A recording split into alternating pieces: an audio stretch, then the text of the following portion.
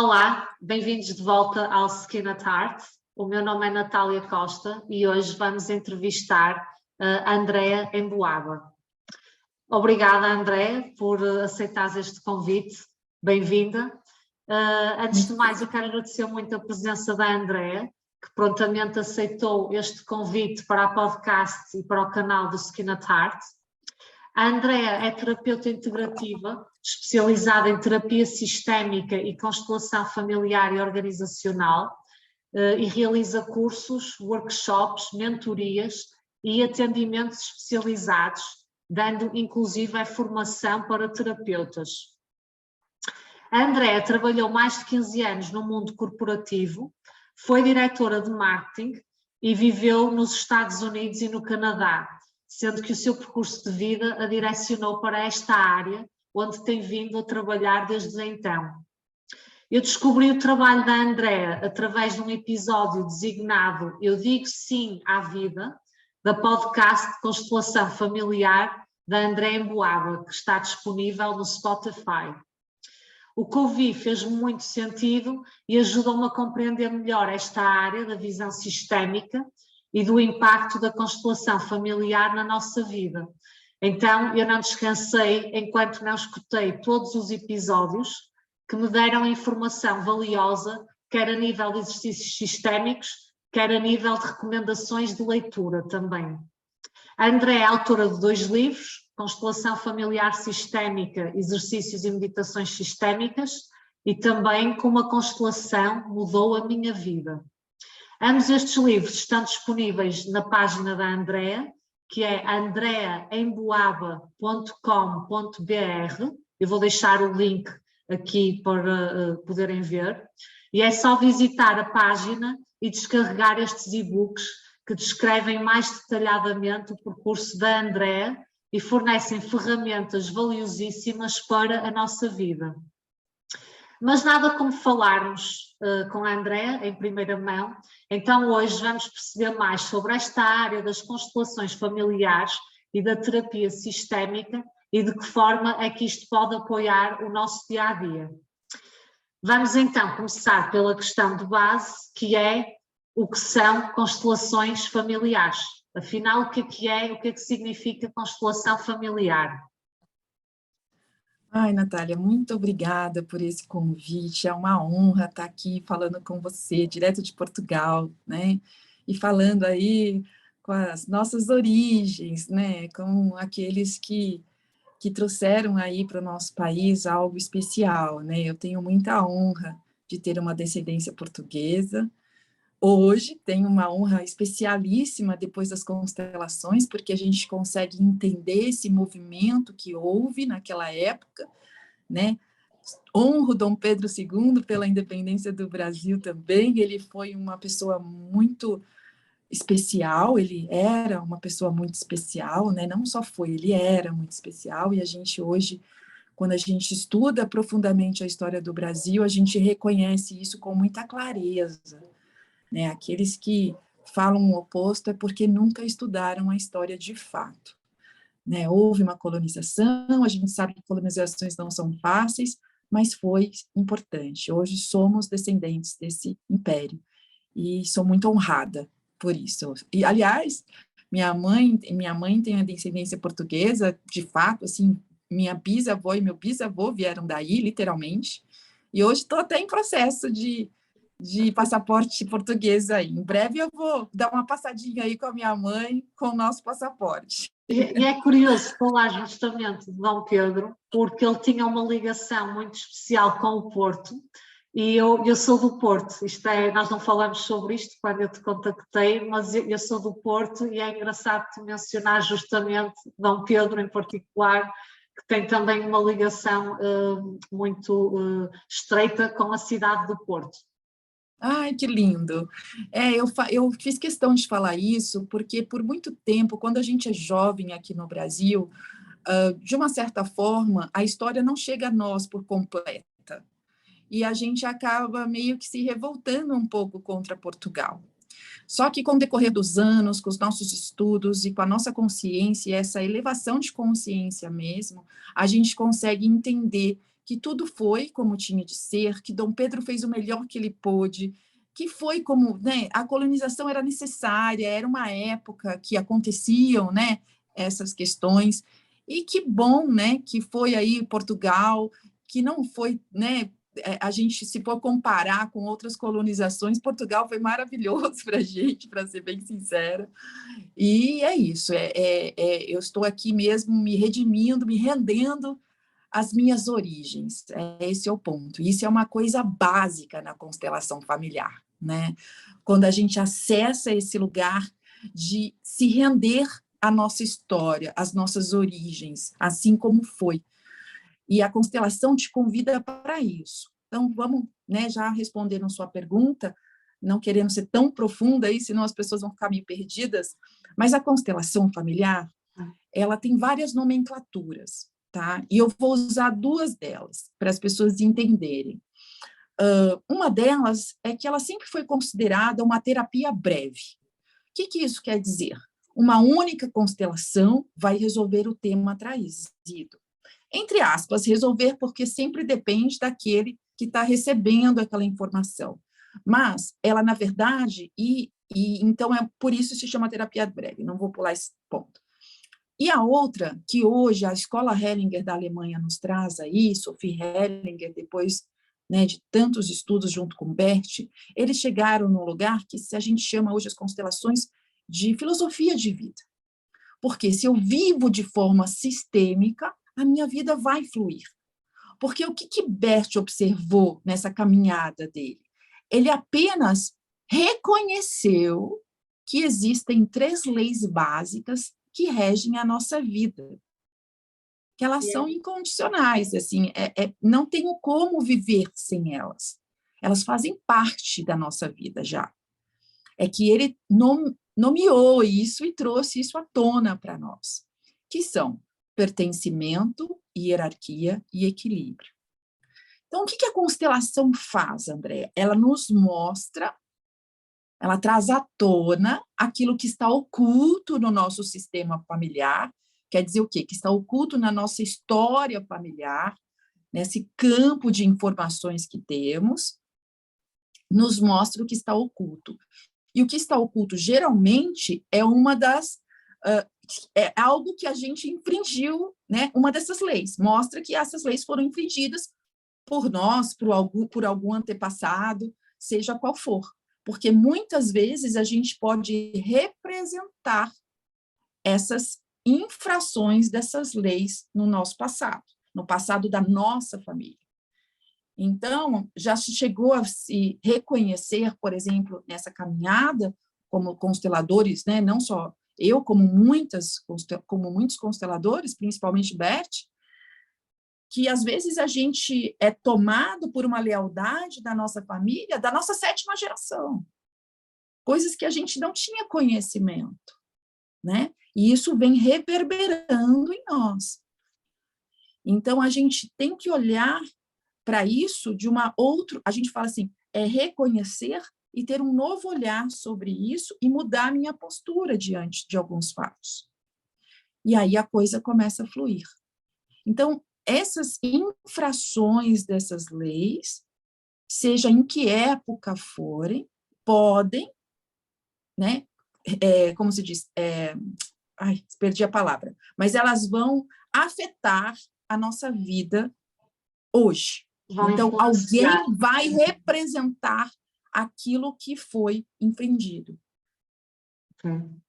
E como é que nós... Claro.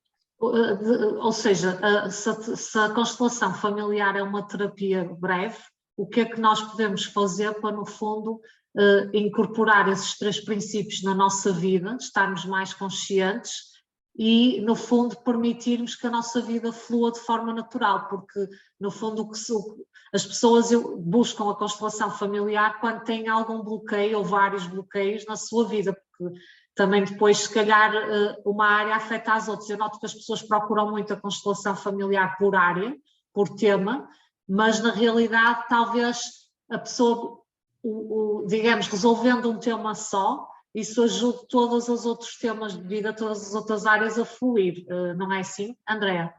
Sim, principalmente com a minha metodologia. Eu reconheci isso depois de muito tempo de estudo, que eu falava assim, mas se tudo vem da minha origem, por que eu não me rendo a essa origem e libero o que pode ser liberado ali numa primeira constelação, né? Que é o que eu faço hoje, que eu chamo de alinhamento sistêmico, que é quando eu olho para tudo isso, reconheço, mudo minha postura diante dos fatos da minha família, da minha origem, e aí eu peço essa autorização e essa liberação para fazer diferente.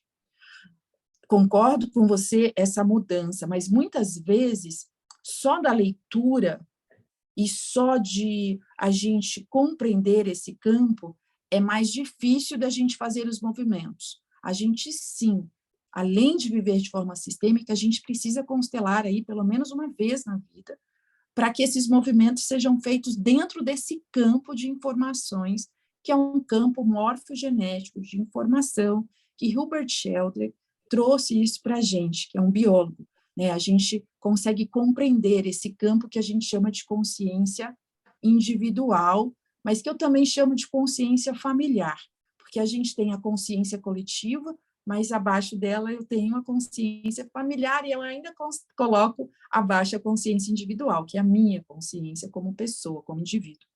Então, eu coloco aí em 3 escalas. Isto parece também estar muito relacionado com o trabalho do Carl Jung, que falava no inconsciente coletivo, não é? E que, no fundo, a física quântica, a neurociência, a própria epigenética começam a explicar e a entrar neste campo celular, que é disso que estamos a falar aqui, não é? Perfeita colocação, exatamente. E eu até sempre trago exemplos da epigenética, né? E eu tenho um que eu amo falar sobre ele, que eu acho que representa bem, porque nós trazemos nas nossas células, literalmente, no nosso corpo, traumas e dores, entre outras coisas dessas nossas origens. Nós não somos um ser único, exclusivo e separado do todo. A gente traz toda uma origem ali, toda essa carga emocional de traumas, de guerras, de fome, né? Isso tudo vem nas nossas células. Então, a constelação, a gente fala que é um processo, depois que você constela, é uma jornada ali, uma jornada sistêmica, porque você tem que ensinar as suas células que vai ser diferente daqui para frente. Por isso que não é uma coisa automática, né? E posso falar do exemplo, que eu adoro, Natália? Sim, até é mais fácil de compreender. Até é mais fácil das pessoas visualizarem. A epigenética tem um experimento que eu adoro falar sobre ele, que é o seguinte: eles pegaram um pasto e cercaram com uma cerca elétrica. Dentro desse pasto existiam vacas. A vaca tenta passar a cerca, ela leva um choque, ela não tenta uma segunda vez. Um único choque, ela já entende que ali não é lugar para ela passar, que ela vai se machucar. Certo? Só a 4ª geração vai tentar passar na cerca novamente. É incrível, é incrível. É incrível. E eu vou falar um exemplo da minha casa, porque depois que eu vi esse experimento, eu compreendi uma das minhas cachorras. Eu tenho uma Rottweiler fêmea, que vem de uma linhagem extremamente adestrada. Todos os que vieram antes dela, pai, mãe, avós, de uma descendência aí super adestrada. Eram criados para guarda, aquela coisa, não pode comer fora do pote, não aceita comida na mão, umas coisas assim, obediência, né? Uma única comando ela já obedece. E a minha cachorra, ela não foi adestrada. Ela não foi, porque a gente queria ela mais próxima, não era um cachorro para ser um guarda, é para guarda, ela é minha guarda aqui, mas a gente, né, quer o cachorro mais próximo, a gente é mais amoroso, a gente não faz a questão de ter aquela coisa, e aí a gente não quis adestrá-la. Pois ela faz tudo isso que eu te falei, ela não come fora do pote, ela não come na sua mão, ela obedece todos que eu falo assim, Tuca, canil, ela vai. É incrível. Tuca, me dá pata. Tuca, senta. Ela faz tudo sem eu nunca ter ensinado. É impressionante. E aí eu comecei a associar isso, né? Depois que eu entendi, a epigenética trouxe isso. Falei, olha como a gente traz essa carga, né? E mesmo ela não tendo, ela sendo aqui, a gente quer trazer ela mais perto, ela não, ela fica o tempo todo em posição lá na frente da minha casa de guarda. Ela não sai dali o dia inteiro trabalhando, sabe? Sim. Então, para ver como a gente traz essa carga nas nossas células. Então, é muito interessante. É impressionante e, no fundo, porque eu ia perguntar a seguir, está relacionado com isto, então isso quer dizer que as constelações nos ajudam a quebrar determinados padrões que nós continuamos a repetir, às vezes sem saber porquê, mas que estão na nossa... É como se há um padrão de dor ou de sofrimento e nós continuamos, na humanidade, ou neste caso na nossa família, e nós continuamos, por fidelidade, não é? Por amor, a seguir esse padrão. Então, qual é que é o caminho para quebrar esse padrão? Basta fazer uma constelação e fica tudo resolvido? Como é que isto funciona? Mais ou menos, né, Natália? A gente fala, a constelação te mostra o que tem que ser visto. E aí, a minha mudança de postura em relação àquilo que eu observei, que vai trazer os resultados que eu espero. Mas vamos falar das leis para as pessoas compreenderem um pouquinho melhor. Porque aí, explicando as leis, a gente consegue entender quais são esses movimentos, quais são essas mudanças de postura. Então, vamos lá. A primeira lei é o pertencimento. Todos pertencem ao nosso clã familiar. Ninguém pode ser excluído. Ninguém e ninguém. Seja a pessoa que for, seja o mal que ela tenha feito, ela pertence àquele clã. E ela não pode ser excluída. E eu também não posso me excluir. Eu não posso falar, eu não quero essa família, né? Isso não existe, eu pertenço. Não, eu queira ou não queira, eu pertenço. Muitos de nós talvez sintamos isso, não é? Que não nos identificamos com...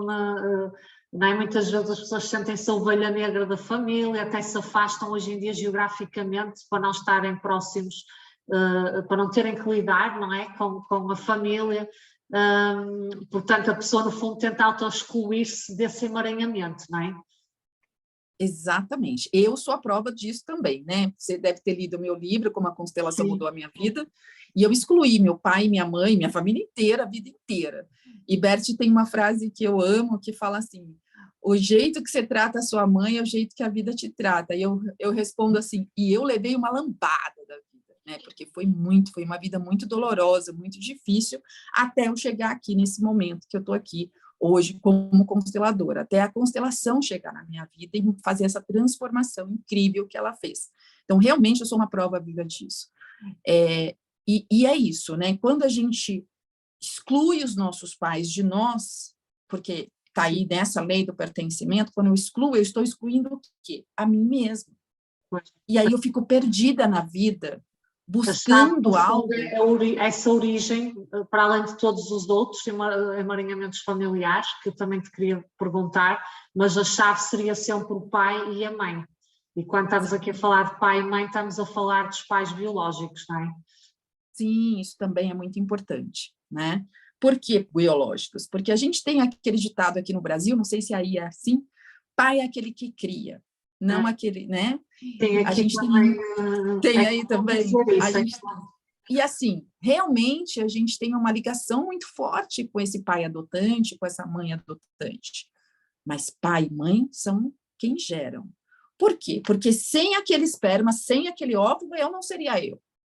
Eu tenho uma origem, eu tenho uma biologia deles. E como eu disse, se a minha herança genética traz toda essa carga da minha ancestralidade, eu não tenho como negar isso.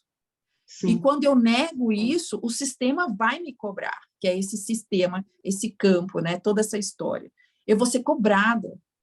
Então, dentro da minha história, por exemplo, quando eu excluo meus pais, eu passei uma vida muito desafiadora. Por exemplo, eu tive mais de 30 empregos. Eu morei em mais de 52 endereços e eu tenho 54 anos hoje. E olha que eu moro há 4 anos nessa casa que eu estou, né? Então, para você ver o quanto é uma busca incessante por algo que a gente nem entende o que é. E era isso mesmo. Vazio que muitos de nós sentimos, que também refere numa das tuas meditações, na meditação do Honra aos Pais, que está disponível também na tua podcast, no Spotify, tu também reparas que esse vazio que muitos de nós sentimos tem a ver com não botar a ordem, digamos assim, no sistema de origem, portanto, sobretudo no pai e mãe e depois no resto da família, não é? Muitos problemas que a gente tem de prosperidade, problemas profissionais, depressão, né? Eu conto lá também, eu tive depressão por muitos anos, vem da origem, né? Vem dessa negação, muitas vezes, da nossa família, do nosso pai, da nossa mãe, do nosso julgamento em relação a eles. Então, essa lei do pertencimento, todas as 3 leis são extremamente importantes, né? E essa é uma das que a gente mais infringe de um modo geral, né? Essa que a gente não consegue reconhecer os nossos pais em nós. E olha, uma coisa importante para quem está nos ouvindo é o seguinte: André, eu não conheci meus pais, está tudo bem. Eu só honrei meu pai depois de morto. Por quê? Porque quando a constelação chegou, o papai já havia falecido. E eu tinha tanta raiva do meu pai que eu não fui nem no enterro dele. Há aqui um outro aspecto interessante ainda sobre esta lei, que é, tu também falas nos teus episódios no podcast, que é mais fácil muitas vezes honrar alguém que nós não vemos, ou que já passou para o outro lado, ou que não está presencialmente na nossa vida, do que honrar alguém com quem nós convivemos diariamente. E a questão que eu te queria colocar é: porquê que isso é assim e como é que quem convive com os pais diariamente pode, no fundo, trazê-los para esse lugar de honra? E como é que isso se faz, não é? São dois pontos aí. São duas né? questões. Isso são questões bem pessoais minhas também, de forma de ver isso. Porque quando a gente convive diariamente, se a gente tem um julgamento sobre aquilo, a gente fica mais difícil de mudar a postura. Então, eu peço para ter um pequeno afastamento. Okay. E outra, se é um filho adulto que vem reclamar dos pais para mim e que mora com os pais, a primeira pergunta que eu faço é: por que você ainda mora com seus pais? Você já é um adulto e você tem que assumir a sua vida. Um filho adulto que ainda mora com os pais e que dependa deles, não tem força para ir para a vida. E aí você ainda reclama, se você ainda está naquela dependência dos seus pais, você não pode reclamar, né? Então, esse é o primeiro ponto. Tenho problemas homéricos, mas moro com meus pais. Se afasta. Afasta como? Vai morar na sua casa, vai morar sozinho, porque aí você vai conseguir fazer né, esse distanciamento necessário para você assumir a sua postura de adulto. E para realmente honrar os pais verdadeiramente, não é? Sem julgar. Exatamente, que a gente já vai entrar aí na segunda lei, explicar o que é honrar os pais. Então, eu solicito mesmo, eu peço esse afastamento. Vá morar sozinho. Esse é o primeiro passo para você conseguir assumir o seu lugar. Mas só que existe um outro ponto muito importante de se dizer, que é o seguinte: os filhos que convivem com os pais, né, que já têm uma postura de adulto, ok, mas eles convivem muito com os pais. Por quê? Porque são pais maravilhosos, pais que sempre estiveram presentes, que fizeram tudo para esses filhos, né, que fizeram o seu melhor, e os filhos reconhecem isso. Aqueles filhos que reconhecem esses pais como pais muito bons, eles acabam pecando também, porque, Natália, eles tentam cuidar desses pais, salvar esses pais. E aí a gente entra num outro lugar, porque quando eu estou lá no julgamento, reclamando, eu me coloco maior que os meus pais. E quando eu também amo demais e quero resolver tudo para eles, porque eles me deram tudo e eu tenho que retribuir, eu também estou me colocando maior. Retribuir pai e mãe é quase impossível, porque é impossível de se retribuir a vida. Pai e mãe são um portal para a vida. Sem eles, eu não existiria.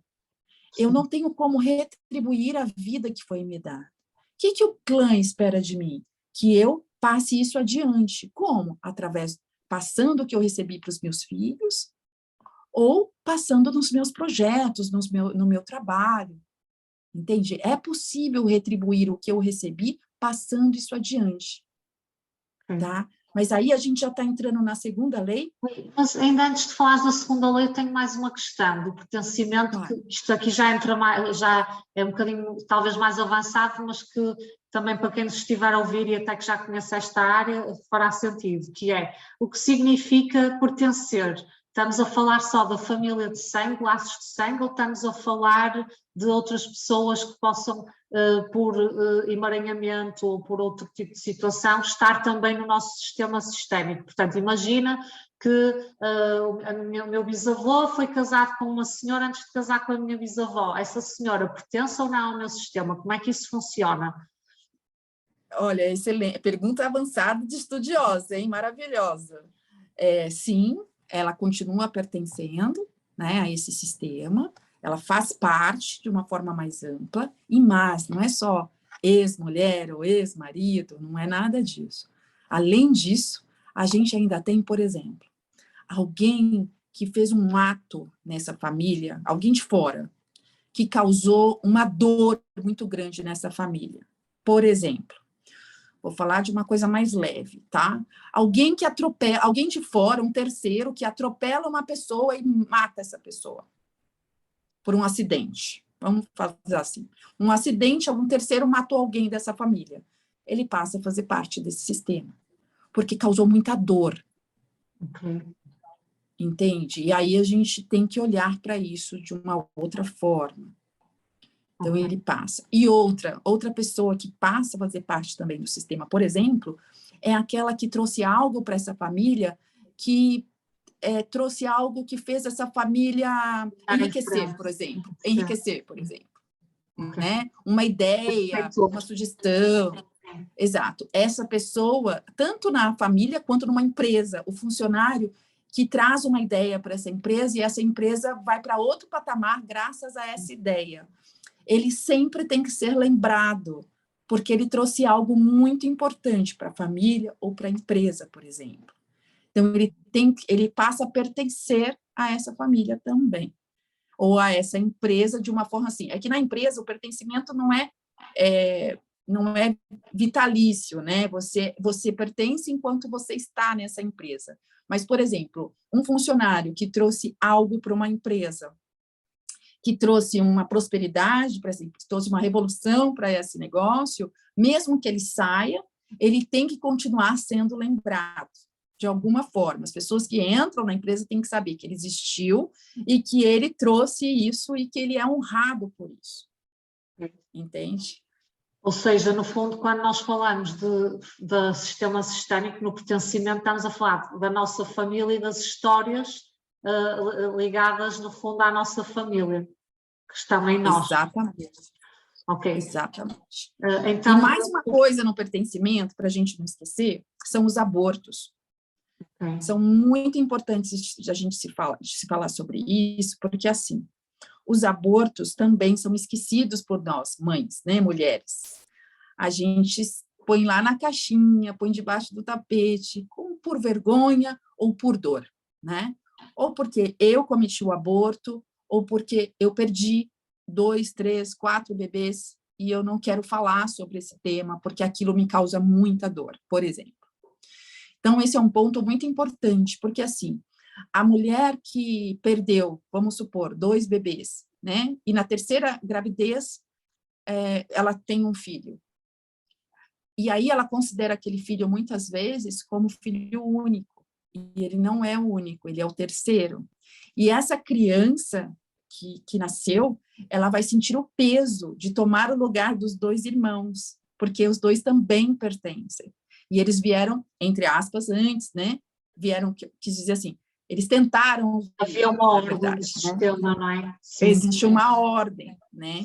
Que a gente vai para a segunda lei já. Mas a gente tem que dar lugar a esse aborto. Como, Andréa? Além de fazer um movimento dentro de uma constelação de inclusão, a gente pode representá-los, por exemplo, com um cristal. Isso já é uma sugestão que eu dou aí para quem, um anjinho, contar para os filhos, depois de adultos, que eles são a ordem que eles são. Porque tenho uma questão em relação a esse ponto em particular, que é a seguinte, ok, para os pais dessas crianças, isso será um trabalho óbvio, porque podem ter colocado isso naquele lugar na memória que nunca se visita, mas existe. Mas para os filhos subsequentes, que não têm acesso a essa informação, mas que sentem isso celularmente, não é? Portanto, sentem que algo não está bem, mas não sabem o que é, como é que... Ou seja, uma constelação, no fundo, pode ajudar a pessoa a colocar-se no lugar e a perceber que se calhar não é a primeira ou a segunda, mas sim a terceira ou a quarta, não é? De que forma é que isso funciona? Porque, no fundo, os filhos podem não ter acesso a essa informação. É isso que eu quero dizer. Quando a gente não tem acesso, muitas vezes, numa constelação, se esse filho que não tem acesso vem fazer uma constelação, normalmente isso se apresenta, tá? A gente vai ver que existe ali algo, né? E a gente faz já a inclusão. Para quem é mãe e cometeu um aborto, perdeu um bebê, a minha sugestão sempre é que se diga a verdade, depois que esse filho que está vivo, né, seja um adulto, que já tenha compreensão de entender esse campo, tá? Isso é muito importante. Eu, quando me tornei consteladora, me veio esse insight, será que eu sou a primeira mesmo? Porque eu era, teoricamente, a primeira. E aí fui conversar com a minha mãe, e não, né? Tinha havido um aborto antes de mim. E isso traz um alívio para a gente imediato quando a gente sabe de uma coisa dessa. Sim. Então, hoje eu falo, eu não sou a primeira, eu não sou a mais velha, eu sou a segunda. E isso tira um peso do mais velho, porque ser o mais velho tem o seu, é um lugar, se é o seu lugar, é o seu lugar e está tudo bem. É um lugar forte, é um lugar de que você vai sentir leveza, tá? Mas se você não é pesado para você estar nesse lugar que não te pertence. Sim.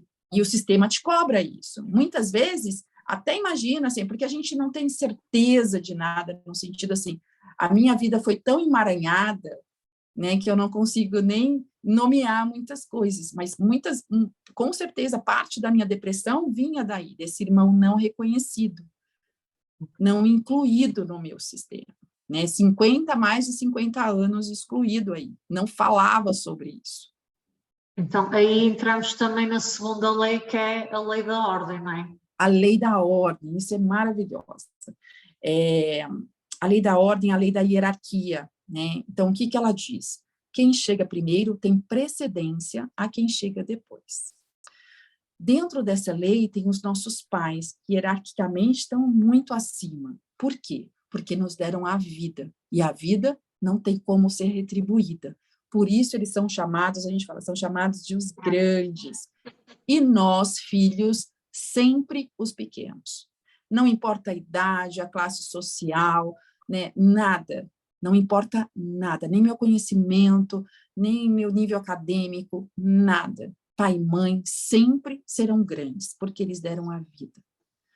E isso é para quem tem problemas familiares e para quem não tem, é o grande problema dentro, né, da nossa vida, desse lugar que eu te convido, né, que eu convidei a todos, de viver de forma sistêmica. Porque se eu tenho problema com os meus pais, é até um pouco mais fácil, mas se eu não tenho, eu tenho mais dificuldade de aceitar algumas regras, né? Sim. Então, assim, pai e mãe têm que ser honrados. E o que quer dizer honra? Honra quer dizer não julgar, em hipótese alguma. Eu vou repetir, Mas honra quer dizer não julgar. Acho que é importante, especialmente aqui para os ouvintes portugueses, que depois no final queria falar um bocadinho também sobre algumas características sistémicas que possam surgir em determinados povos ou culturas, e vou repetir isso porque achei isso muito interessante.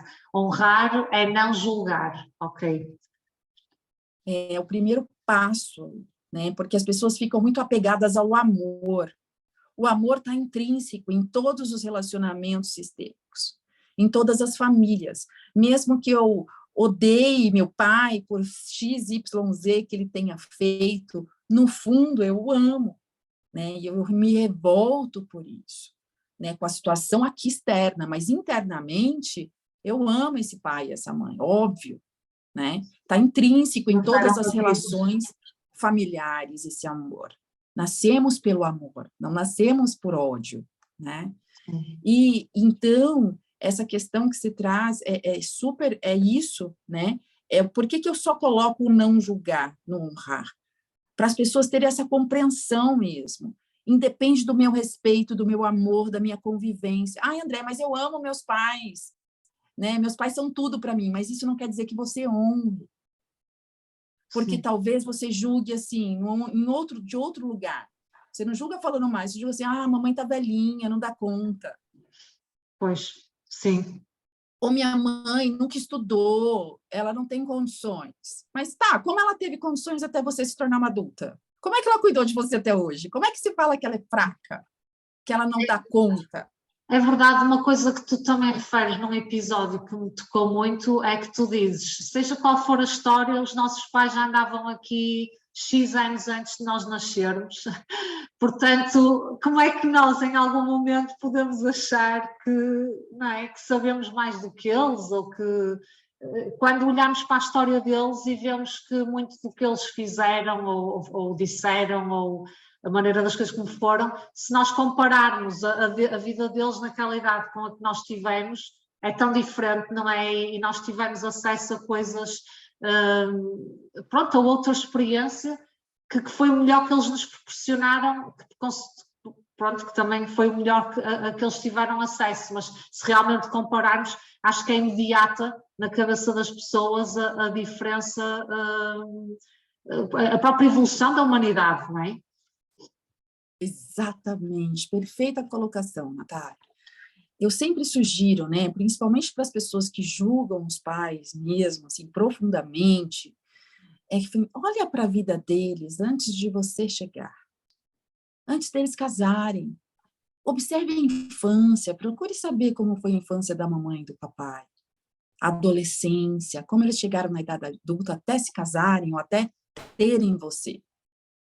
Perceba que a sua vida, com certeza, em 99% dos casos, foi melhor que a deles. E é isso que eu falo, é essa observação que eu tenho que fazer. Olhar para esses pais desse lugar, aí você começa a ter o quê? Compaixão. Nossa, realmente, a vida do meu pai e da minha mãe foi bem mais difícil que a minha. Então, isso prova que eles te deram tudo o que eles tinham e mais um pouco. Porque a gente não dá aquilo que a gente não tem. Eles tiveram uma vida diferente da nossa. A gente teve outras oportunidades, né? A gente teve outra forma de viver que eles não tiveram. A gente não está ali para julgar. A gente pode fazer o quê? Que é o que eu bato na tecla, né? Eu posso fazer diferente daqui para frente. Mas eu só consigo fazer diferente deles quando eu honro. Porque quando eu estou no julgamento... Peraí, só um pouquinho. O sistema, eu falo que o sistema nos coloca de castigo ali e fala assim, ah, daqui você não vai sair e vai ficar levando lambada da vida até você honrar seus pais. Era exatamente essa a minha questão, mas porque muitos de nós bloqueamos exatamente nesse ponto, no ponto de aceitar as nossas origens e parar de olhar para trás e realmente olhar em frente. E acho que a resposta era essa que tu referiste. Porque a ordem da nossa vida, isso também eu trago muito nas minhas lives, é assim, eu olho para essa origem, me rendo a essa origem, uma aceitação genuína de tudo como foi, sem nenhum julgamento, trazendo uma compreensão genuína mesmo no meu coração, que tudo foi como tinha de ser, e que eu posso sim fazer diferente, mas sem julgamento. E quando a gente fala fazer diferente, não é melhor nem pior, é só diferente. Porque aí eu tenho essa autorização para seguir de uma forma mais leve. Então, se eu estou no meu lugar, no meu sistema familiar, e qual é o meu lugar? No meu caso, segunda filha. Esse é o meu lugar. Nem mais, nem menos. Eu sou a segunda filha. Ponto. Quando eu tomo esse lugar de segunda filha, honrando tudo que veio antes, respeitando o que está no mesmo patamar que eu, que são meus irmãos, meus primos, né? Cada um com a sua história, cada um com as suas escolhas, sem querer interferir em nada. Eu não interfiro no que veio antes, eu não interfiro na vida dos meus pais. Eu não dou palpite, eu não dou sugestão. Mas nada, Andréa, nada. Minha mãe mandou uns tempos atrás, no meu WhatsApp, 3 fotos de azulejo para a reforma do banheiro dela. Filha, escolhe. Não posso escolher, mãe. Querendo muito escolher, mas não podia. Por quê? Porque até numa sugestão, a gente, sem querer, Estamos pode a estar se tirar a colocando força maior. deles, não é? É isso Exato. que o Bart Hellinger refere nos livros que tu recomendas sempre, que é retirar a força de poder de decisão que neste caso os nossos pais têm a capacidade de ter. Porque quando a gente entra nesse lugar de o ajudar, do cuidar, do querer proteger, a gente tira a força vital desse pai, dessa mãe, e a gente tira a força da gente também. A gente perde força de vida. Tá, tô no meu lugar, tá tudo em ordem, tá, honro papai e mamãe, honro toda a minha ancestralidade, tá. Para onde eu olho? Eu olho para a minha vida, para frente, minha vida está na minha frente. E o que vem primeiro? Aí existem a ordem também desse lugar, que também na nossa sociedade, eu acredito que Portugal não seja diferente, a gente Não, aqui também é faz muito diferente. bagunçado, eu já te ouvi a falar disso e queria até perguntar-te sobre isso, até um bom momento agora para falarmos nessa ordem na vida, porque realmente acho que hoje em dia as prioridades estão todas alteradas e é natural que as próprias sociedades e que haja até tensão entre nações, etc., porque a ordem ficou toda bagunçada, não é? Exatamente. Então, para onde eu olho? Para o meu trabalho, para o meu dinheiro. Esse é um pilar, trabalho e dinheiro, sucesso profissional e financeiro. Mas Isso foi por uma quê, André? Porque surpresa para sem mim. o dinheiro eu não tenho força para fazer o resto.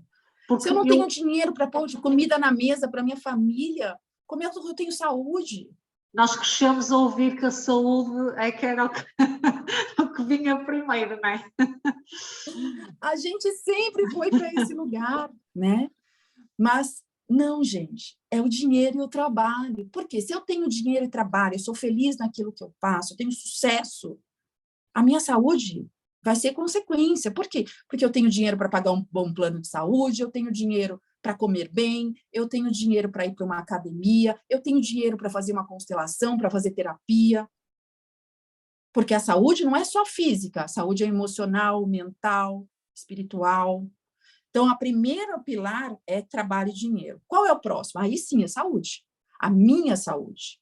Né? A famosa máscarazinha do avião. Primeiro eu, para depois o outro. Então, eu cuido de mim, da minha saúde física, emocional, mental, espiritual. Sim. Não dá para ser só física. E sabes Tem que que ser um todo.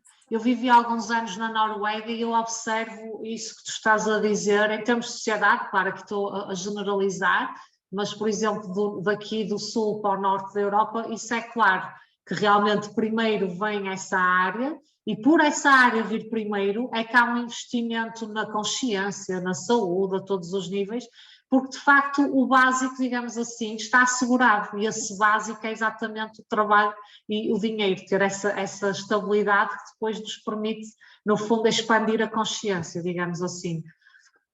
Excelente. Né? Depois da saúde, vem o relacionamento, para quem, né, tem um relacionamento. Aí a gente olha para o relacionamento. E, por último, os filhos. E nós, mulheres, também temos essa tendência de colocar os filhos à frente dos maridos. Só que lembre-se, a hierarquia, a ordem de chegada. Quem chegou primeiro nessa relação? Os filhos ou o marido? Foi o marido. Sem o marido, esses filhos não existiriam. Então, ele tem precedência aí nessa ordem. E a gente se esquece dos maridos muitas vezes. Então, a gente tem que observar bem. Então, voltando, estou em ordem com a família de origem, primeiro pilar, trabalho e dinheiro, segundo pilar, saúde, terceiro pilar, relacionamento, e o último pilar, os filhos. Se eu consigo olhar para isso dessa forma e viver dessa forma, minha vida flui, minha vida flui. Mas quando a pessoa faz uma constelação, de que forma é que a pessoa escolhe uma área só, vai à origem, porque a origem depois resolve tudo? Como é que a pessoa faz essa decisão, não é? De que área é que eu vou trabalhar? Olha, existem controvérsias em relação a isso, Natália. Muitas vezes a gente já foi instruído como consteladores de olhar sempre para o tema que a pessoa traz, só. Nos limitar ao que ela veio trazer. Só que é aquilo, como a gente vai estudando, a gente vai observando que a gente tem que olhar para essa origem. Não adianta eu olhar para o meu relacionamento puro e simples. Se eu estou em desordem no meu relacionamento, se eu tenho problemas de relacionamento, se eu não consigo ter um relacionamento, vem da minha origem, vem do pai e da mãe. Então, eu sempre falo, a primeira constelação deveria ser olhar para essa origem. Vamos olhar para isso, vamos ver o que está em desordem aí. Vamos colocar isso em ordem, diante da sua história, diante do que você me traz como história de vida. Entende? Então, esse é um trabalho diferenciado que eu faço, que eu chamo de alinhamento sistêmico. Porque primeiro eu quero ouvir um pouquinho de você, entender onde estão suas dores. E diante das suas dores, eu trago consciência sistêmica para a sua história. Porque às vezes as pessoas leem, escutam, nossa, entendi, mas a hora que vem constelar, você vê que não entendeu ainda. Porque não trouxe dentro do seu contexto. E também talvez porque normalmente, pelo menos aqui do que eu vi e também experienciei, a constelação é feita numa vez só.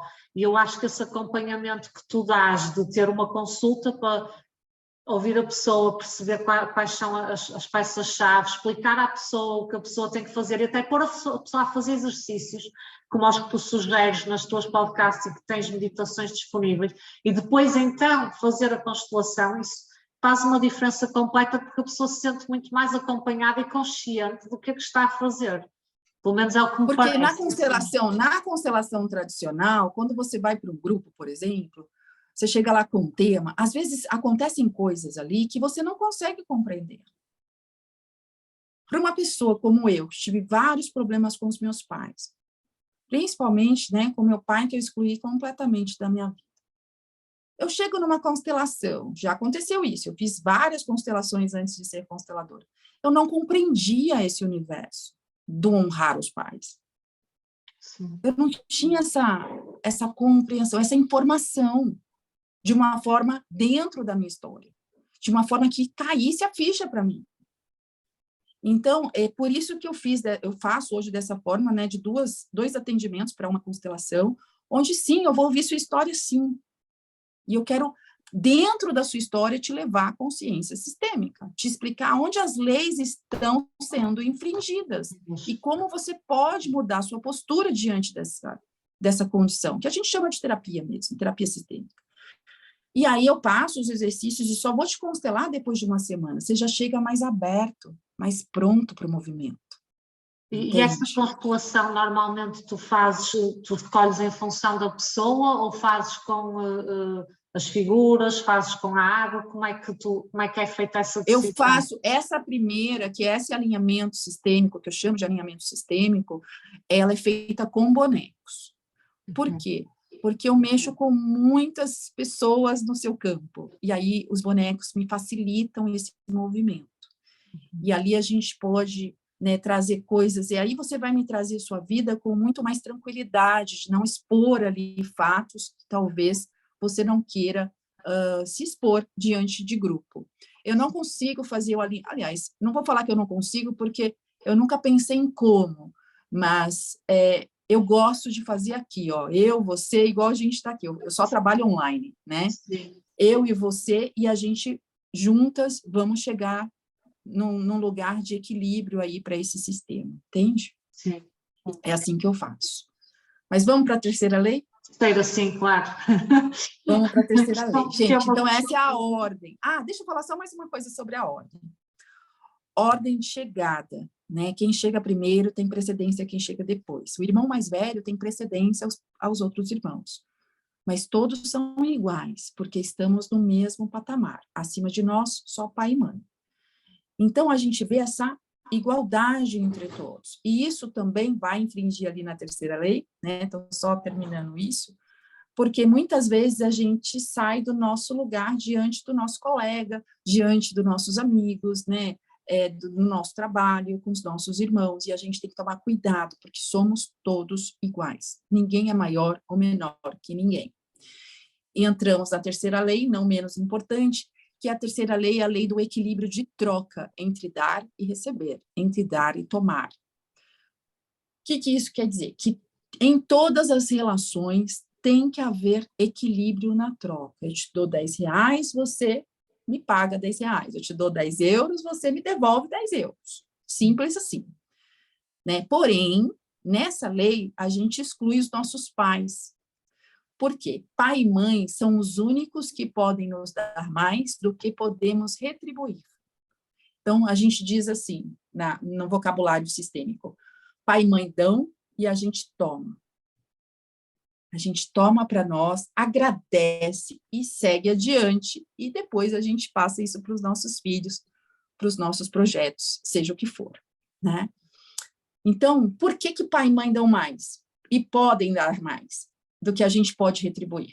Porque eles são grandes. O filho que tenta retribuir para os pais aquilo que os pais fizeram por ele é um saco sem fundo.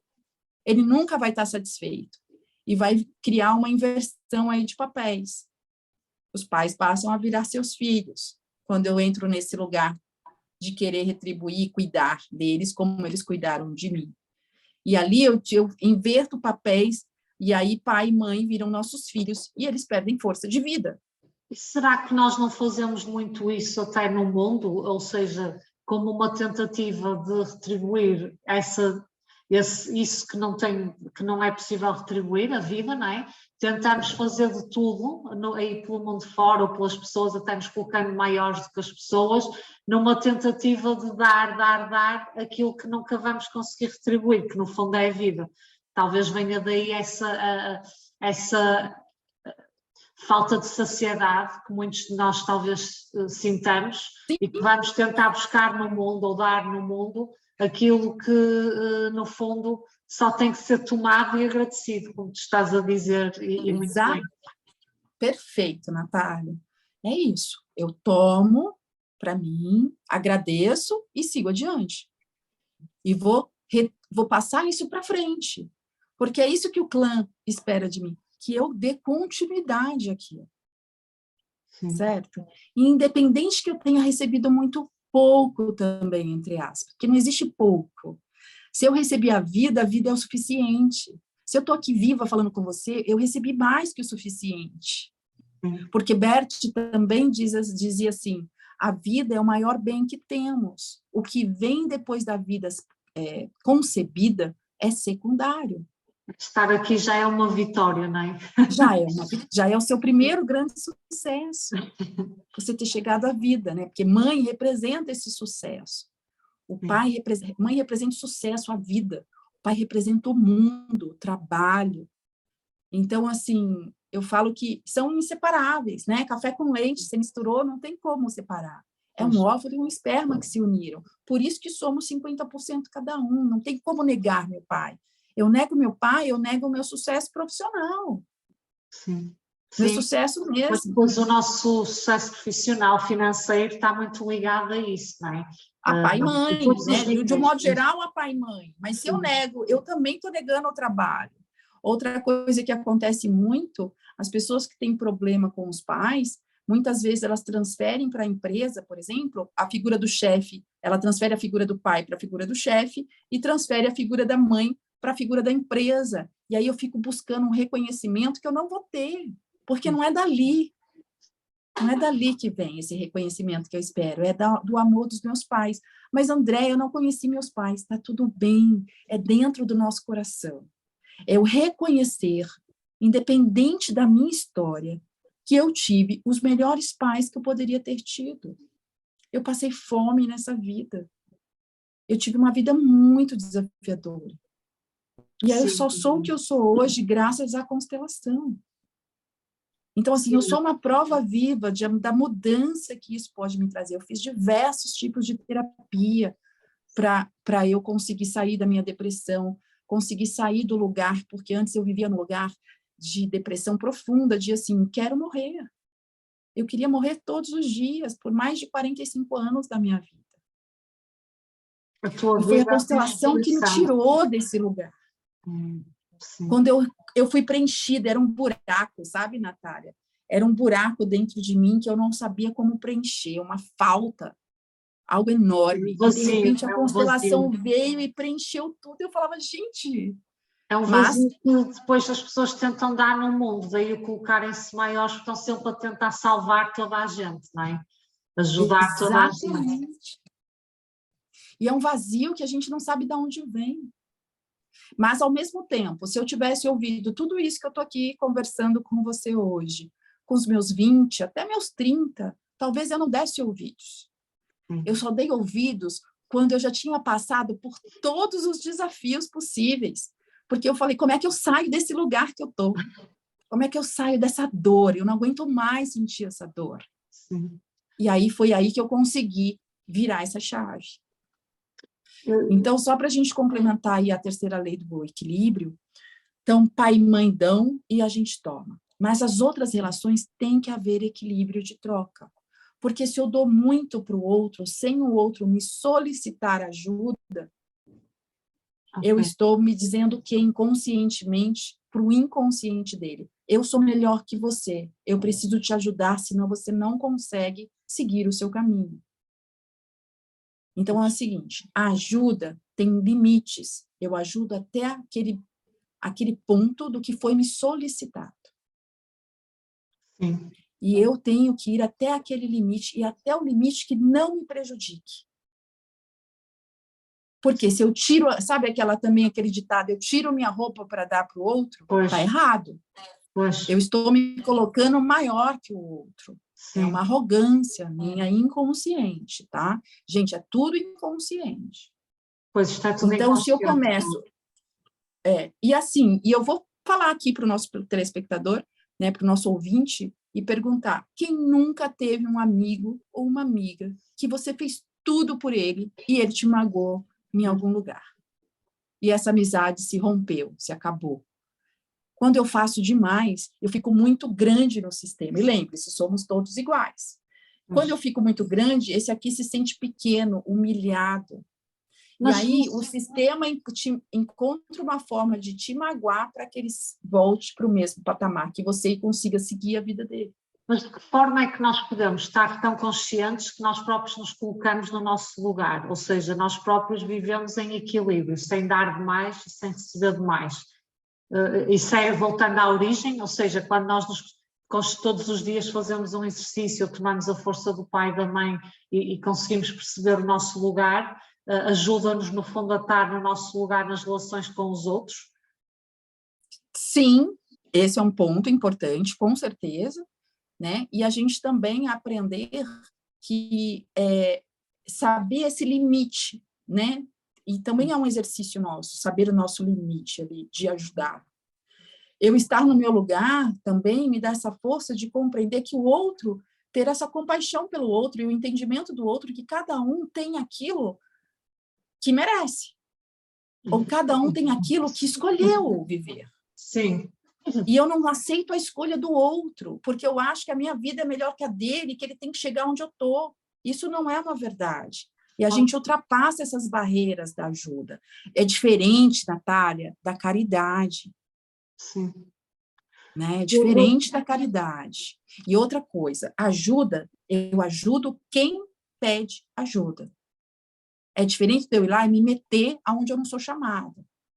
Eu acabei por também ler o livro As Ordens da Cura, da Ajuda, As Ordens da Ajuda, que tu sugeriste numa podcast, que é do Bert Hellinger, para quem nos está a ouvir, e que a Andrea refere sucessivamente ao longo do seu trabalho.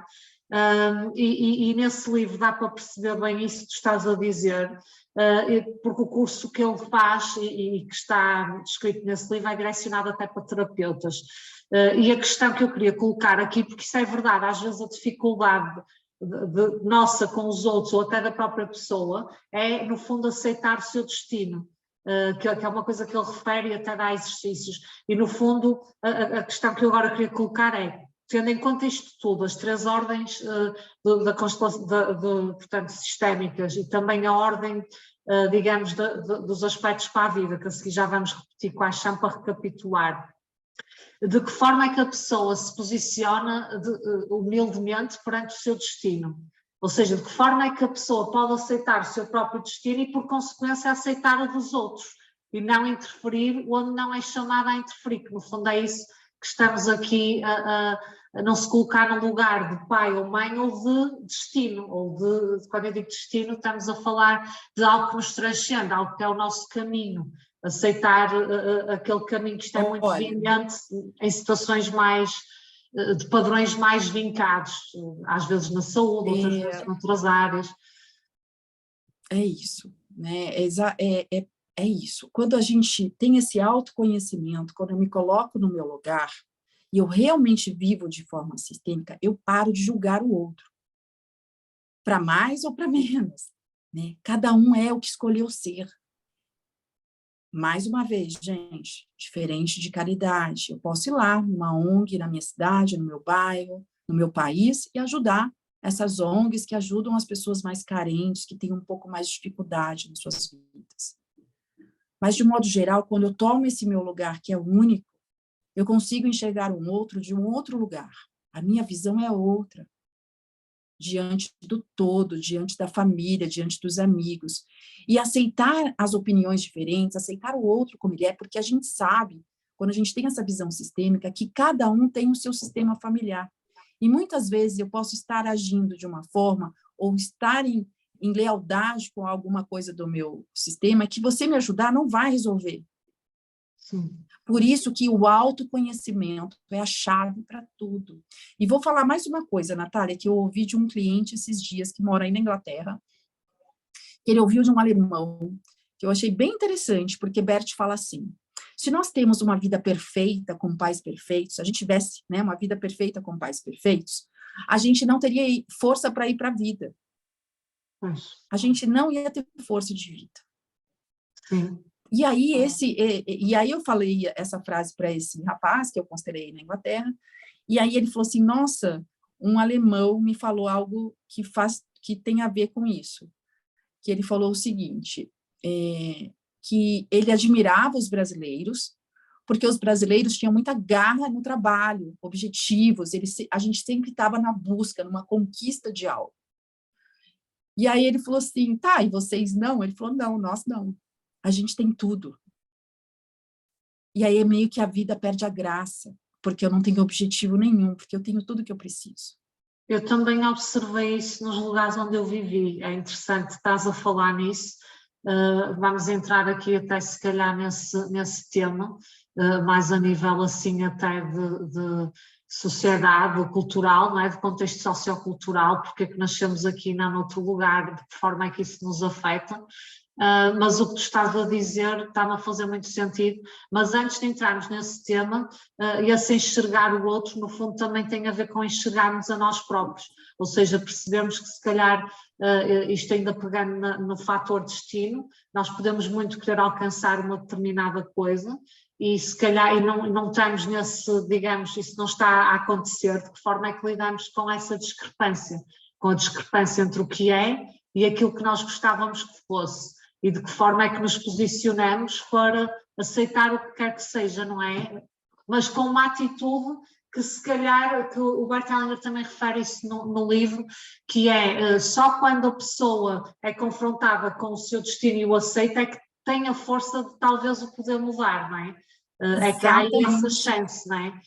Porque existem pessoas com destinos difíceis, ele fala, e que tem que ser aceito. Sim, eu queria perceber melhor o que é que cada um de nós, perante o seu próprio destino, de que forma é que podemos encará-lo, digamos, com uma aceitação total, que talvez essa discrepância de facto deixe de existir, ou porque encontramos paz interior, ou porque a realidade se torna um match para aquilo que nós visualizávamos ou sonhávamos, ou o que quer que seja. Qual é a tua visão sobre este aspecto? A minha visão, assim, é porque não existe uma receita de bolo, né? Não existe uma regra. Isso é uma verdade. Cada um vai ter a sua história, o seu destino. Sim. Mas, assim, eu aprendi com a constelação que o livre-arbítrio é só um pedacinho, né? A gente vem com toda essa carga ancestral. E muitas vezes repetimos, sim, padrões e lealdades. E muitas vezes somos escolhidos pelo sistema para ter um destino difícil por conta de alguma coisa dos nossos antepassados, como, por exemplo, uma forma de compensação. E aí, como eu faço para fazer diferente? A primeira coisa é olhando para mim, né? Esse autoconhecimento, essa mudança de postura, essa aceitação da minha vida como ela é, sem nenhum julgamento. Porque, Natália, é como se virasse uma chavinha dentro da gente. Quando eu entrei nesse espaço, que é leve, que é fácil, que é fluido, no começo eu me assustava, porque eu não sentia ansiedade. E eu sempre naquela estresse do dia a dia, da ansiedade, né? Aquele lugar que a gente entra assim, estamos na luta todos os dias, acordei para a luta. Não, não acordei para a luta, não. Acordei para viver da melhor forma que eu puder. Né? Olhar para o dia e falar, muito obrigada por estar viva. Quando eu entrei nesse estado da gratidão por tudo como é, né, de aceitação genuína de tudo que é, a gente começa a ter uma perspectiva diferente da vida e dos outros. Não que eu não sinta pelo outro estar passando por uma situação difícil, mas eu não posso ir lá mudar a vida dele. Quando eu mudo a minha vida, quando eu ajo de uma forma coerente, de uma forma honesta, com integridade, é aquela famosa frase, faça a sua parte, que já é mais que o suficiente. Recicle o seu lixo, trate bem as pessoas, né? Não seja preconceituoso. Só de eu viver de uma forma sistêmica, de aceitação de tudo e todos como é, a coisa flui. Então, eu reverbero isso ao meu redor. Eu sou um exemplo para os meus familiares, para os meus filhos, para os meus amigos. E aí, aos poucos, as pessoas vão entrando em sintonia com essa energia. Existe uma professora chamada professora Lúcia Helena Galvão, aqui no Brasil. Ela é filósofa e ela está no Spotify também e no YouTube. Adoro ouvi-la. E eu adoro ouvir o Kybalion, que é um livro das 7 leis herméticas, que eu amo também, que ela explica genuinamente, né? Ela traz uma visão dela sobre cada lei, ali uma explicação de 1 hora por lei, é maravilhoso de ouvir. E ela tem um desses capítulos que eu adoro, que eu já ouvi várias vezes, que ela fala assim, o ser humano tem que parar com as polarizações. A gente não tem que colocar as pessoas em caixinhas. Ela fala o seguinte, o ser humano, a gente tem que olhar para o ser humano como um ser humano. E ensinar a ele o autoconhecimento para que ele expanda, para que ele se eleve. Porque o ser humano com autoconhecimento, ele não é xenofóbico, ele não é racista, ele não é homofóbico e ele não destrói a natureza. Está no seu lugar. E o seu lugar porque é um ele lugar está no de seu paz. lugar. É um Exato. lugar de paz, de humildade, de aceitação. Gente, não é fácil, né? Viver dessa forma todos os dias a gente se colocar nesse lugar de uma autoobservação. É o famoso orar e vigiai. Orar e vigiai. Por quê? Porque a gente comete, sim, deslizes, somos seres humanos imperfeitos, perfeitamente imperfeitos. Tu Né? referes E a na gente... tua meditação de honra aos pais, e que eu gosto muito dessa tua meditação.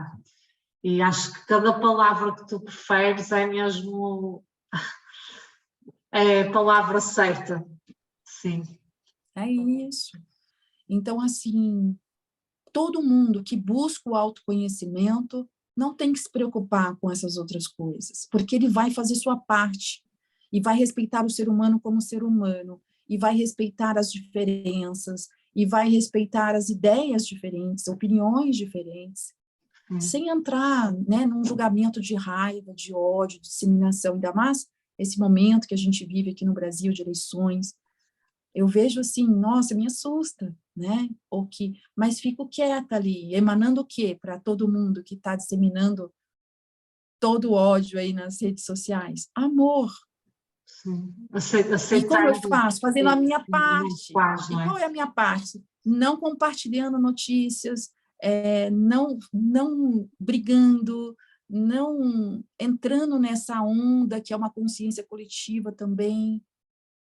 Entende? Fico mais recolhida, medito. Também no livro, acho que foi no livro também, eu também li o Cura, mas acho que também foi no Ordens da Ajuda, A dada altura, o Bert Hellinger fala no conflito do Ruanda entre os Hutus e os Tutsis, porque pronto, durante esse livro há uma série de pessoas que levam situações idênticas, até aqui na Europa, não é? De guerras, de sistemas familiares que se cruzaram dessa forma, não é? E uma das coisas que me impressionou é que ele diz que a solução para isso é enterrar todas as pessoas que fizeram parte desse conflito, sejam enterradas juntas, num cemitério com uns muros bem altos, e que ninguém mais lá vá nem fale nesse assunto, porque senão estão sempre a criar essa polarização de que tu falas. Não estão a deixar o conflito morrer, não estão a deixar aquela expressão que nós temos aqui, de deixar os mortos enterrar os mortos, que é um bocadinho o que passou, passou, e nós temos é que olhar em frente, não é? Exato, essa colocação que você trouxe é linda, que é o que a gente tenta mostrar. Então, por exemplo, hoje aqui, com essa polarização, existe muito essa questão do índio, da terra do índio. Eu não tenho como devolver a terra para o índio hoje. Aí eu tenho como cuidar do que está aí pronto, do que está aí para eles, e cuidar deles. Eu sou descendente de índio também, né? Mas eu não tenho como devolver o que a gente faz? Vai todo mundo morar em Portugal? Pega todo mundo a malinha e vai para Portugal e deixa o Brasil para o índio? Não tem condições. A gente já está colonizado, a gente já invadiu a terra deles. Não, o Brasil agora a gente pode fazer diferente. Todos os que estão neste momento, não é? Todos os que nasceram, aliás, é outra questão que eu tenho, que é de que forma, porque nós não nascemos onde nascemos por acaso também, não é? E de que forma é que essa cultura, de que forma é que essas origens, mesmo que a gente até vá nascer noutro lugar, mas seja de uma determinada origem, e no caso do Brasil isso é mais claro porque há uma multiculturalidade muito grande, mas de que forma é que isso nos afeta? Em termos sistémicos. Sim, a gente se afeta de todas as formas, né? Não importa a nossa, né? Mesmo que eu tenha nascido no Brasil, eu tenho uma origem portuguesa e eu tenho uma origem indígena. Então, com certeza, eu carrego as dores dessas indígenas, né? Desse lado, como eu carrego a força ali dos portugueses também na sua exploração. Então, é a aceitação de tudo como foi, e aquilo que você trouxe lindamente, Natália. O que eu posso fazer hoje por esse povo indígena, por exemplo, que sofreu muito com a exploração e ainda sofre? Olhar para eles de um lugar diferente, mas parar de ficar espizinhando, como você disse ali, né? Ficar julgando tudo que foi feito antes, não adianta. É o que o Bert diz, deixa lá enterradinho. O que eu posso fazer de agora em diante para refazer essa história diferente? Para que seja diferente. Porque quanto mais eu aponto o que está atrás, o que aconteceu lá atrás, isso vai reverberando e vai trazendo mais coisas sobre isso. A física quântica já nos provou isso. Aonde eu observo, né? É o Prêmio Nobel da Paz aí de 2022 é sobre esse experimento. O que eu observo é o que eu tenho. Para de observar e olhar para trás o que deu errado. Vamos olhar para frente e fazer diferente. Vamos olhar para o nosso coração, para os nossos sonhos, para aquilo que nós queremos criar, não é? Exatamente. Então, assim, não é que a gente, às vezes, parece que a gente é frio e a gente não sai na defesa do pobre e oprimido. Não é isso. É o olhar que é diferente. É um respeito. É um respeito pelas escolhas, é um respeito por cada um. De que forma é que a visão sistémica pode contribuir para a paz entre as nações, a paz mundial, a prosperidade, para que as nações cultivem a paz entre si e a prosperidade? Sempre, Natália, é isso, é enterrar o passado, começar daqui para frente, honrando tudo que veio antes, independente da história. E outra, respeitar as hierarquias. Por exemplo, eu não gosto do presidente. Tá bom, você não gosta? Tá tudo bem não gostar do presidente. Você pode ter suas questões em relação ao presidente, mas você não pode excluí-lo. Você não pode colocar ele num lugar que não é o dele. Ele é o nosso presidente e isso precisa ser honrado. As hierarquias precisam ser honradas, independente de quem esteja no poder. E isso é uma coisa muito difícil quando a gente está numa polarização, como a gente está aqui no Brasil hoje em dia. Mas aí voltamos ao início da nossa conversa, isto torna-se difícil ou não se torna fácil, porque como nós não estamos bem no nosso lugar de origem, nós depois vamos reverberar isso tudo cá para fora, não é, Andrea? Enquanto que se estivermos resolvidos no nosso lugar de origem, por consequência vamos ser o ser humano, que no fundo vamos estar no nosso lugar, que será um lugar de alegria, de paz, de serenidade. Sim. Então, é isso, aquilo que a gente começou na história, né? Eu falando que hoje eu honro Portugal. Coisa que eu demorei anos para compreender esse lugar de Portugal na minha vida. E hoje eu honro com muito amor, com muito respeito a tudo que foi. Não foi fácil para nenhum lado, e está tudo certo. Foi como foi, eu não tenho como mudar essa história, eu tenho como aceitá-la e fazer um pouquinho diferente, talvez. E é esse o meu lugar, uma compreensão, um respeito às pessoas e fazer a minha parte da melhor forma que eu dou conta de fazer. Pois, por isso isto aplica-se no micro e no macro, no fundo. No fundo, sim. É algo que se aplica para toda a vida, não é? Para qualquer sistema, seja uma família, uma empresa, uma nação, um planeta inteiro. Exato. Eu vou te mandar uma constelação no YouTube, depois você pode compartilhar aí com o pessoal, que é do Frederico, que é um constelador aqui do Brasil, que eu adoro ele, que ele fez uma constelação, ele tem um projeto chamado Brasil Constelado, e ele tem uma constelação, que foi essa constelação que me trouxe esse vislumbre do Império, né, de Portugal. Eu já vi essa constelação, alguém compartilhou comigo, não me recordo quem foi nem quando, mas envia-me novamente, ou eu vou aceder novamente, porque realmente vai como anexo a esta conversa, visto que estamos a falar nisso, e eu também vou pôr aqui os livros que foram mencionados, o nome dos livros, e também os teus e-books, para as pessoas saberem mais sobre constelação. Vamos só então fecharmos. E quero recomendar esse livro, ó. Olha, que é o livro A Biografia de Bert Hellinger, Meu Trabalho, Minha Vida. Para quem quer compreender um pouquinho desse universo, que não conheça, então é um livro, Bert Hellinger, Meu Trabalho, Minha Vida, a autobiografia do criador da constelação familiar.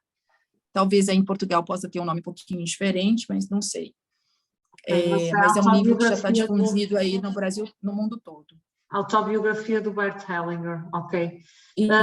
O vídeo aqui ficou parado, portanto eu aqui, ficou numa imagem até que estás aqui a sorrir, estás muito bem, mas não consegui ver o livro. Mas vamos só então recapitular antes de fechar. Agora já estou a ver, Bert Hellinger, Meu Trabalho, Minha Vida, autobiografia, ok.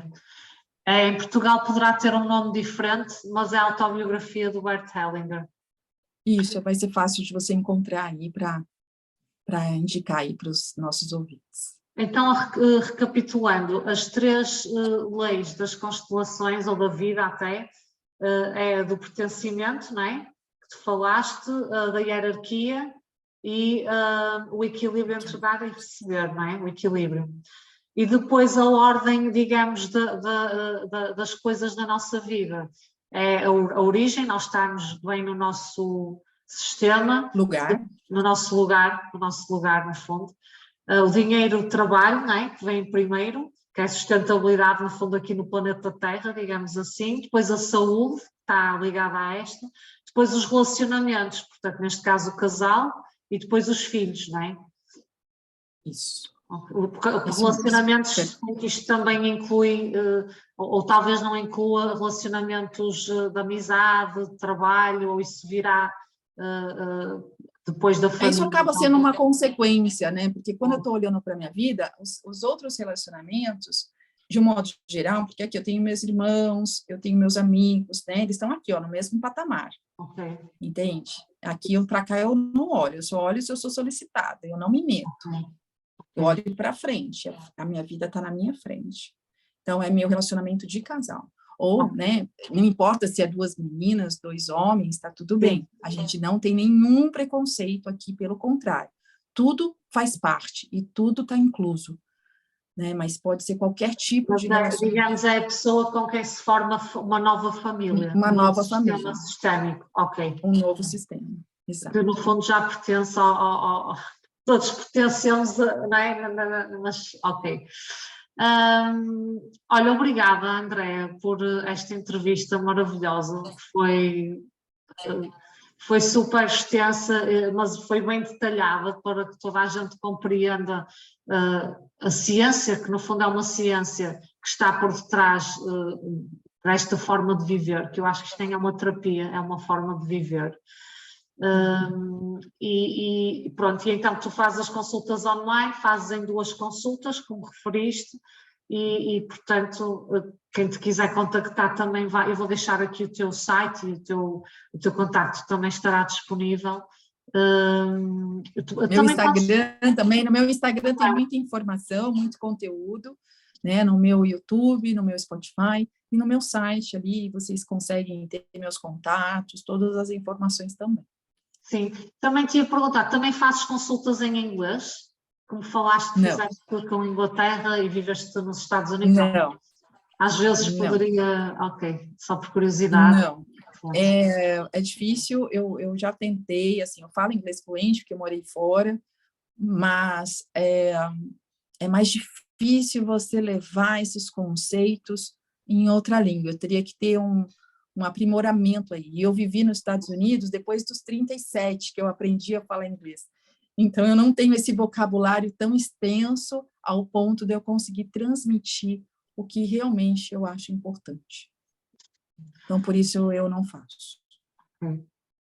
Olha, mas obrigada por tudo, pelo teu trabalho maravilhoso, porque as tuas podcasts realmente que eu recomendo vivamente, e foi claro nesta entrevista, tu explicas de forma muito pormenorizada, mas concisa e fácil de entender, que isto não é um tema, nem toda a gente, muita gente não tem tanta disponibilidade para escutar o que é isto, e eu acho que tu consegues explicar isto de forma clara, de forma fácil e de forma científica, que para muitos de nós também talvez seja importante essa vertente. Por isso, uma obrigada mesmo muito grande a esta irmandade transoceânica que se criou aqui, graças ao milagre da internet. Sim. Sim, porque eu às vezes penso mesmo nestas coisas que hoje damos por adquiridas, a internet, até a água a correr, não é?